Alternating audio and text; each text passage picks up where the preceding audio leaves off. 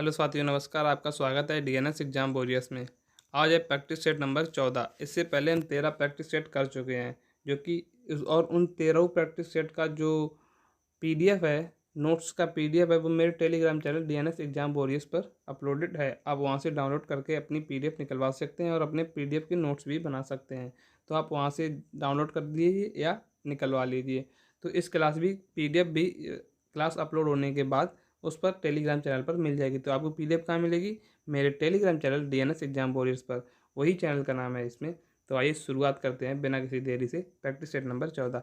ये जो नवीन शर्मा सर अवतार सीरीज के प्रैक्टिस सेट लेते हैं, उसी का ये फास्ट रिवीजन कराते हैं। अगर वहाँ आपको टाइम लगता है प्रैक्टिस सेट लेने में, तो आप यहाँ से आप फास्ट रिवीजन कर सकते हैं। कम समय में पूरा प्रैक्टिस सेट आप ले सकते हैं।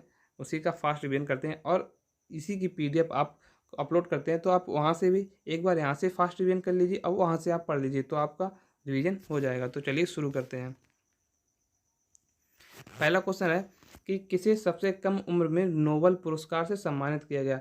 अगर नोबेल पुरस्कार की बात की जाए, सबसे कम उम्र में किसे दिया गया, अगर व्यक्ति की बात की जाए तो सबसे कम उम्र में किस व्यक्ति को दिया गया, तो मलाला यूसुफजई को।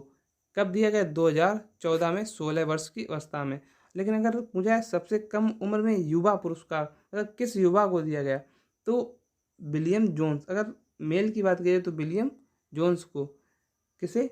विलियम लॉरेंस बेग को। विलियम लॉरेंस बेग को 25 वर्ष की अवस्था में 1915 फिजिक्स में। अब चाहिए नोबेल पुरस्कार के बारे में जानते हैं। जो नोबेल पुरस्कार है, अब एसएससी क्या करने लगा है, अब पहला भी पूछने लगा है।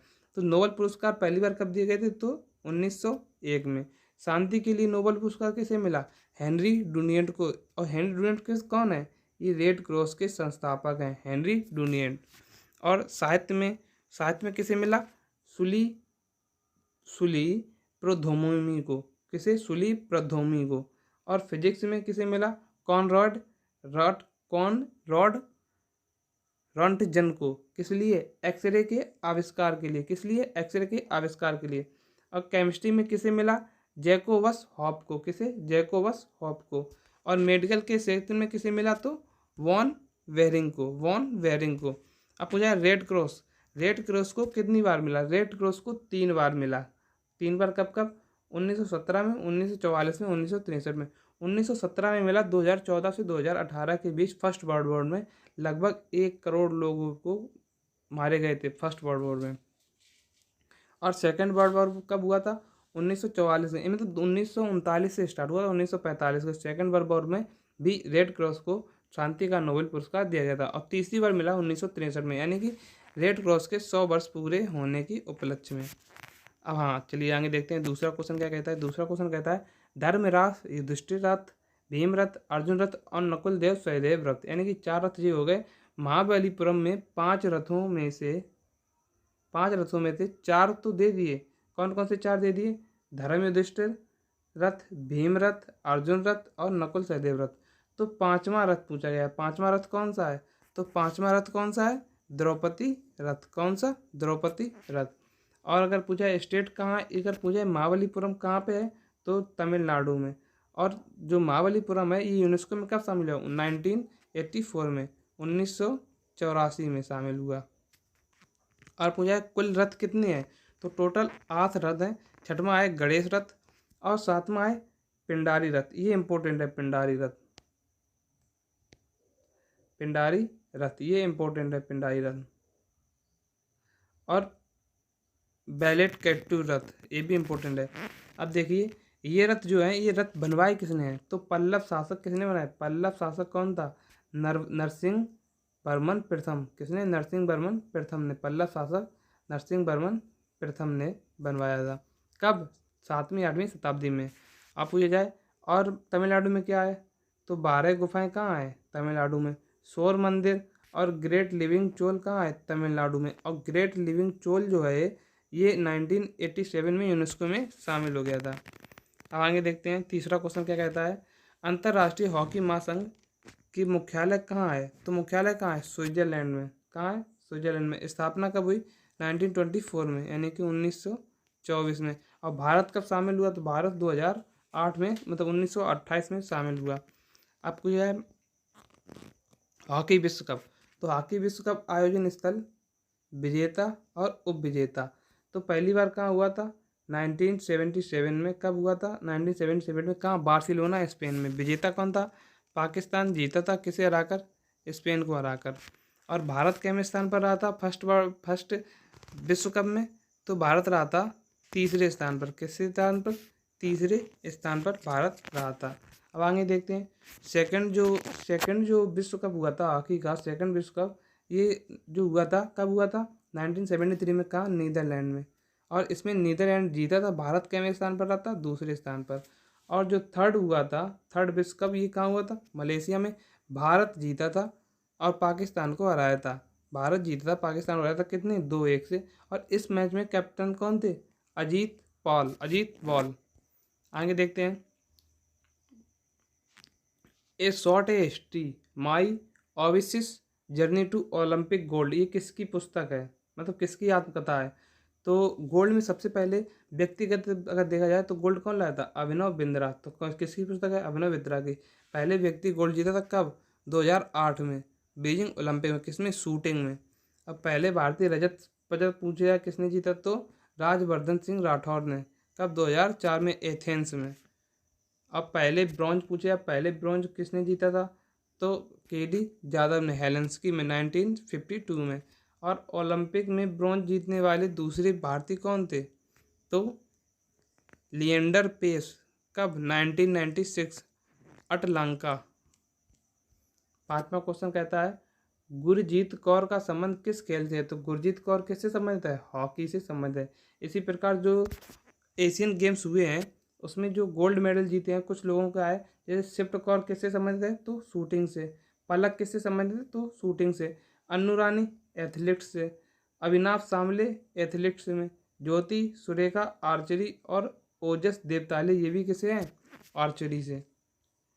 आगे छठवां क्वेश्चन कहता है ग्रैमी पुरस्कार पाने वाली भारत की पहली महिला कौन है, तो तन्वी शाह 2010 में ग्रैमी पुरस्कार पाने वाले। और ग्रैमी पुरस्कार की स्थापना कब हुई, स्टार्ट कब से हुई, यानी कि 1959 से। और अगर देखा जाए तो ये किसके लिए दिया जाता है, तो संगीत के क्षेत्र में दिया जाता है। और पहले भारतीय ग्रैमी पुरस्कार यानी कि ग्राम अवार्ड जाने वाले कौन थे, तो पंडित रविशंकर। कब मिला? 1968 में। एल्बम क्या था? Best meet east. Best meets eats. आगे देखते हैं रिकी केज थर्ड रो में, मतलब ग्रैमी पुरस्कार जीतने वाली। क्या में मिले? 65 में ग्रैमी में मिला रिकी केज को। एल्बम को क्या था? डिवाइन टाइट्स यानी कि दैवीय ज्वार। आगे सातवां थोड़ा जो है थोड़ा खेल नृत्य किस राज्य से संबंधित है? थोड़ा खेल ये किसे? हिमाचल थोड़ा खेल। हिमा और आंचल थोड़ा खेल। और इसमें नाटी, हिमाचल से क्या है? नाटी है। और उससे क्या है? कड़वी। क्या है? कठवई। और डांडी और कयांप कहाँ का है? डांडी और कयांप कहाँ का है? ये भी हिमाचल प्रदेश का। और वानचतु सिक्किम का। सिकमारी मारूनी। आंध्र प्रदेश का। मथुरी धीमसा। क्या है? मथुरी धीमसा। हरियाणा का। लूर गुस्सा और फॉग। ये फॉग बहुत इंपॉर्टेंट है। आठवां क्वेश्चन कहता है किस समाज सुधारक ने 1998 में पूना में एक शैक्षिक संस्थान हिंदू विधवा गृह की स्थापना की। कब की? सबसे पहली बात तो ये कब की, तो 1983 में। कब? 1893 में। अब आगे देखते हैं कि जो किसने की, तो ये की डोंडो केशव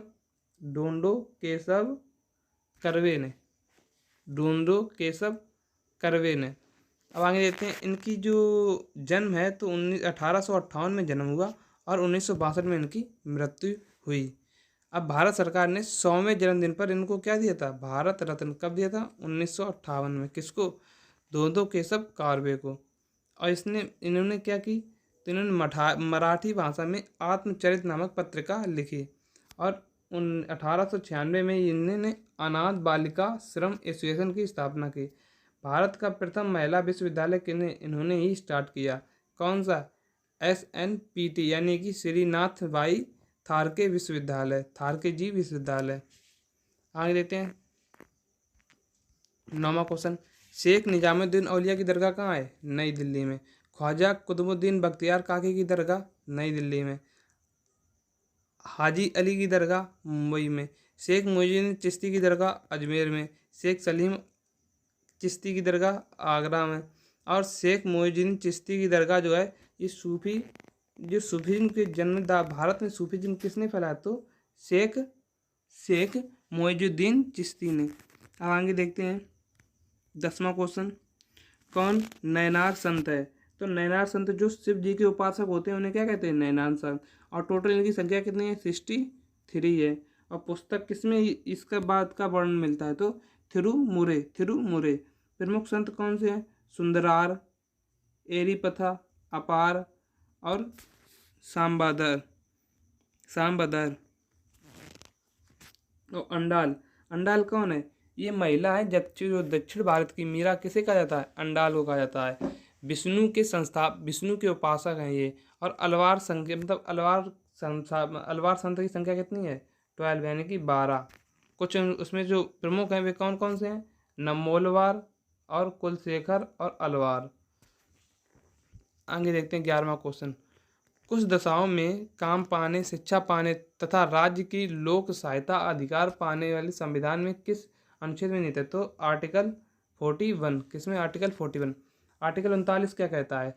समान न्याय और मतलब समान और निःशुल्क न्याय, आर्टिकल 39। आर्टिकल 42 कहता है मातृत्व राहत, यानी कि जो माता अपने बच्चे को जन्म देने वाली है या जन्म दे चुकी है तो उसकी राहत को जो है वो किसमें है? तो आर्टिकल 42 में। आर्टिकल 43 क्या कहता है? श्रमिक जीवन का निर्माण, यानी कि जो श्रमिक है उसकी इतनी तनख्वाह होनी चाहिए कि वह जीवन अपना निर्वाह कर सके। और 39 का 43 एक क्या कहता है? उद्योगों में प्रतिबंध से श्रमिकों की भागीदारी, यानी कि उद्योग जो है उसमें श्रमिक की कुछ भागीदारी होनी चाहिए। ट्रेड यूनियन का अधिकार कब आया? किसमें है? 43A में। और ट्रेड यूनियन का अधिकार कब आया? 1926 में। 12वां क्वेश्चन कहता है कौन से बाद में कहा गया है कि मूल अधिकार व नीति निर्देशक तत्व एक रथ के दो पहिए हैं? तो किसमें कहा गया है? मिनर्वा मिल्स बाद में 1980 में। पूछा मेनका गांधी बाद कब का है? 1977 में। यानी आर्टिकल 21 में विदेश जाने का अधिकार किसमें है? मेनका गांधी से। अगर पूछा है गोलकनाथ 1967 में। और केशवानंद भारती 1973 में।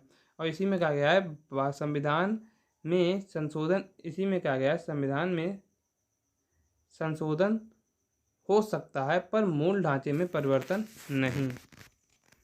अब आगे देखते हैं भारतीय संविधान के अनुच्छेद 51 किससे संबंधित है? तो अंतर्राष्ट्रीय शांति और सुरक्षा को बढ़ावा देने के लिए। और नागरिकों के लिए समान नागरिक संहिता किसमें है? आर्टिकल 44 में। कृषि और पशुपालन संगठन आर्टिकल 48 में। न्यायपालिका का कार्यपालिका से अलग यानी पृथक्करण कितना है? किसमें है?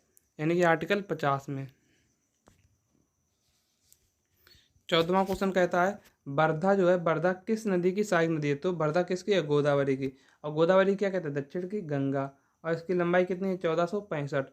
और ये कहाँ से निकली? त्र्यंबकम की पहाड़ी यानी कि नासिक महाराष्ट्र से निकली। कौन? गोदावरी। इसकी सहायक नदी कौन सी है? प्राणहिता जो है ये पेनगंगा और वर्धा की संयुक्त धारा है। इसे पेनगंगा और वर्धा की संयुक्त धारा कौन सी है? प्राणहिता। कौन सी है? प्राणहिता। आगे देखते हैं और कौन सी है? इंद्रावती, मंजीरा, पिरबरा और बहुत पूछी थी। पिरबरा किसकी है? तो गोदावरी की। पूर्णा और सबरी। सिंचाई परियोजना कौन कौन सी हैं इस पर? तो इंचलमपल्ली और पोलावरम। इंचलमपल्ली जो है महाराष्ट्र, MP, तेलंगाना, आंध्र प्रदेश की। और पोलावरम किसकी है? आंध्र प्रदेश की। 15वां क्वेश्चन है GST के संबंध में TIN यानी कि TIN का पूर्ण रूप क्या है? Goods and service tax identification number. GST council यानी GST परिषद, इसमें कुल कितने सदस्य होते हैं? 33 सदस्य। और अध्यक्ष कौन सा होता है? वित्त मंत्री। पहले अध्यक्ष कौन से? अरुण जेटली। और 2 सदस्य केंद्र सरकार थे और 31 सदस्य किससे हैं, राज्य के और यूटी के। और जीएसटी काउंसिल किस में है, आर्टिकल 279A में। भारत की मौद्रिक नीति बनाता है, कौन बनाता है भारत की मौद्रिक नीति, RBI, reserve bank of India. और इसमें मौद्रिक नीति में कुल कितने सदस्य होते हैं, तो 6 सदस्य होते हैं, एक अध्यक्ष, एक डिप्टी गवर्नर और एक आरबीआई द्वारा नामित अधिकारी, और 3 कहाँ से आते हैं, केंद्र सरकार से आते हैं। और आरबीआई के निर्देशक मंडल में कितने सदस्य होते हैं, तो निर्देशक मंडल में कितने सदस्य होते हैं, 31। 17वां क्वेश्चन है, किसी पिंड की गतिज ऊर्जा और स्थितिज ऊर्जा डैश ऊर्जा के घटक हैं, किसके घटक हैं, तो यांत्रिक ऊर्जा के घटक हैं। क्वेश्चन 18वां, आँखों के किस दोष को लेजियाई, तो लेजियाई किसे कहा जाता है, एम्बालोमोपिया।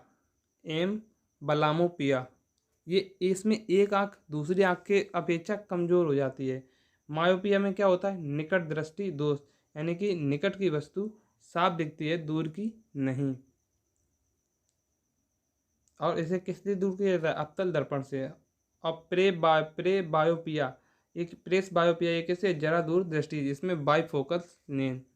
और हाइपरमोपिया ये किसकी है, दूर दृष्टि दोष, ये किससे संबंधित है, इसको निवारण कैसे होता है, उत्तल लेंस से। 19वां क्वेश्चन है, हाल ही में किस राज्य सरकार ने भगवान बिरसा मुंडा सड़क योजना का कार्यान्वयन किया, किसने, महाराष्ट्र सरकार ने। किसने, महाराष्ट्र सरकार ने। लेक लड़की यानी कि प्यारी बेटी योजना कहाँ की है, महाराष्ट्र की। नमो 11 सूत्री प्रोग्राम कहाँ का है, महाराष्ट्र का।